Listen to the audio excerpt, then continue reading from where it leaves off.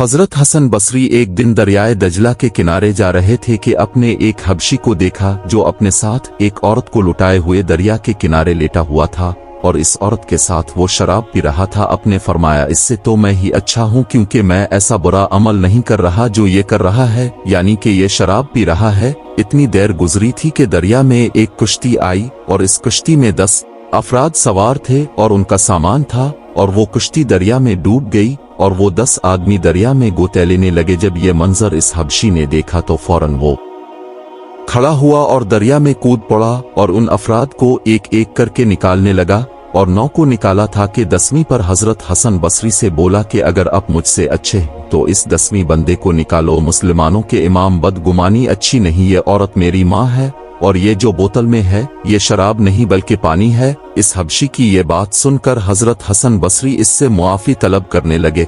इस वाकया से पता चला कि जब तक किसी बात का यकीन न हो किसी के हक में बदगुमान नहीं करना चाहिए और हमें भी चाहिए कि हम भी बदगुमानी से बचें, क्योंकि बाज़ गुमान ऐसे होते हैं जो गुनाह होते हैं। अल्लाह तबारक व ताला ने इरशाद फरमाया कि ए ईमान वाल गुमानों से बच्चों क्योंकि बाज़ गुमान गुनाह हैं। तो हमें इस आयत मुबारका से पता चला कि हमें किसी शख्स के बारे में बदगुमानी करने से बचना चाहिए और लोगों के बारे में अच्छा गुमान रखना चाहिए, अच्छी सोच रखनी चाहिए। अल्लाह पाक से दुआ है कि हमें अच्छे गुमान करने की तौफीक अता फरमाए और बुरे गुमानों से बचने की तौफीक अता फरमाए।